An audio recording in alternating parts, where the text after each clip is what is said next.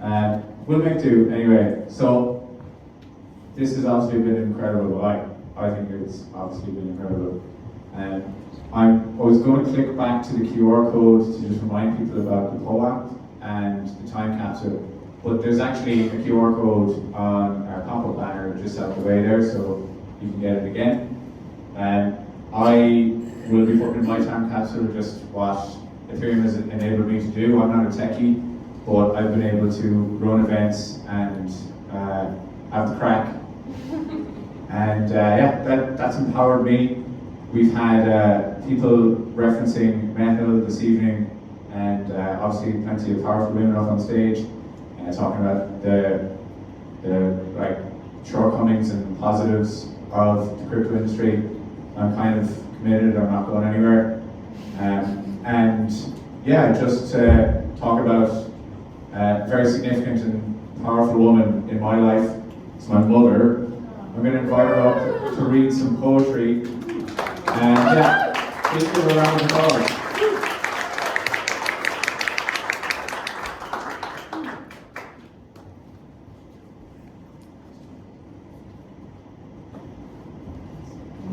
Thanks everybody.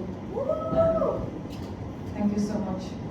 So I was just saying, I'm not quite sure if people here want to be listening to poetry, but Absolutely. It's a key. I took a piece I've been working on the last 2 weeks because I was not inspired. I hadn't been writing yet. It was a call out for an archaeological site for keeping memories of the war, and you know that there's a lot going on sustainability. And given, as you can see, I'm a bit older than most of you here, but I just thought, you know what, I wanted to write this for a long time, and Emma was speaking, I was smiling up at her. Because that's exactly what I had written about without saying that way about meitheal and how we worked. And I thought, I've sent it off to them, I don't know if they'll accept it, but would you like to hear it? Yes. Okay. It's called Writing the Ball. Much has changed in the decades since the 60s when I was a child footing turf. Back then, the ballgame window was a desolate brown wetland, a slumber of moss-heaped drains. The sky, an endless spray of rolling grey, speckled in zigzag flight of snow. A blurred twilight where banshees took refuge. But in spring, the blanket of burnt umber gave way to an eruption of green rushes, vast swaths of yellow firs, and trails of pink rosemary.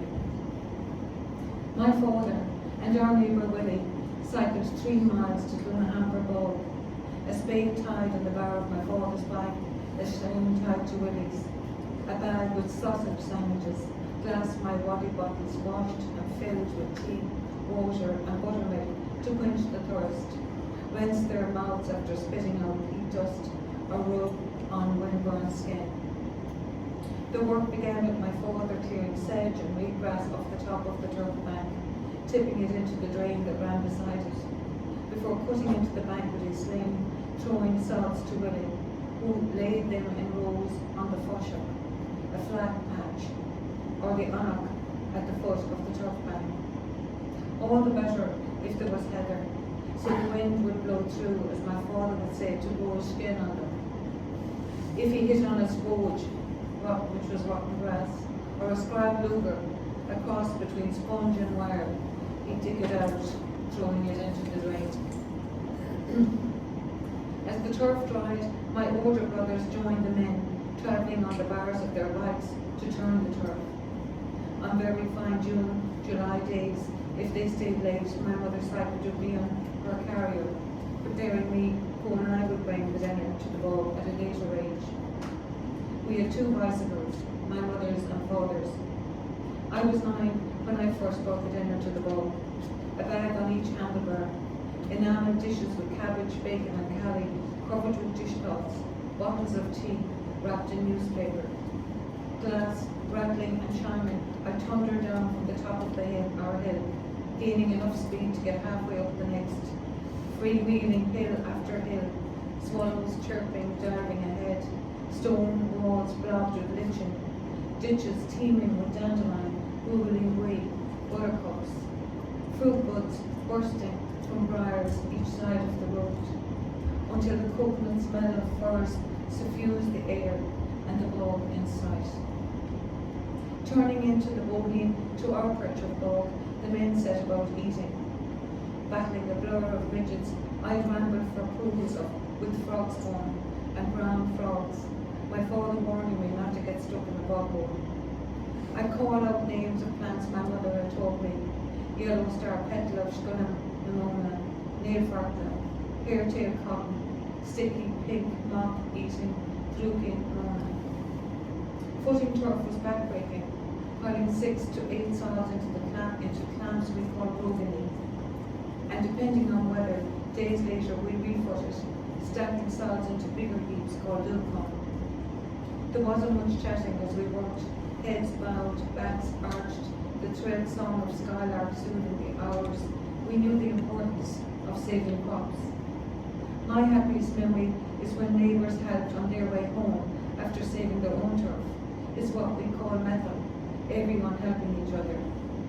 When the turf was dry, we built the Krugmona, a large rig at the edge of the road, us piling turf as my father weaved one sod over another into rows each side to stop the rain getting in. Before he bought his first tractor, a blue Massey Ferguson, he used the horse and cart, but only to bring turf home. As you couldn't take either a cart or a tractor into the bog, it was left on the side of the road, turf brought out on a beat barrow. Bringing home turf, my father hitched the trailer to the tractor. We piled in to load it. And when it was home, we threw it into the middle of the turf shed as he rigged the front and sides exposed to air. The task complete, our treat was afloat, red lemonade with a dollop of ice cream on top. In the 70s, the sleighing was replaced by a digger and hopper, taking the hard work out of cutting, but consequences were significant, causing water drainage, erosion, vegetation and habitat fragmentation. It was a time too when we got our first car and bicycles became more pleasure than necessity. The 80s brought a shift to other energy sources, causing bogs to be drained for production or agricultural land. My father is dead 18 years. I wonder what he'd think of us rewetting boglands and the initiatives in restoration, sustainability. Climate change and biodiversity wasn't his vocabulary. He'd rant. Then, as he always did, he'd get on with his work. It didn't cross our minds when saving turf that we weren't protecting our bogs. Turf saved our lives. The only source of heat we had, my father had, until his death. Those days are gone, and gone too our assumption that everything would be as it always was, the curlew calling across the bog at evening time, and everything answering in its own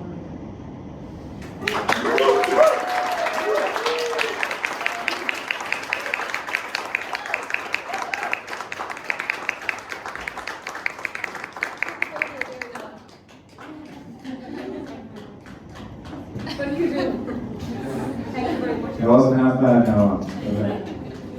Now, we've obviously ventured into the creative corner of the evening, and I guess hopefully nobody's wondering too long about why we would host Crypto Céilí. Krakow is Kill's on the way, and we do have another little surprise for you once Cormac is finished. But to anyone that doesn't know, Cormac Luby is a singer-songwriter from Tip who wishes he was from Galway. He's going to play a couple of tunes for us now, so please give him a round of applause while he comes up and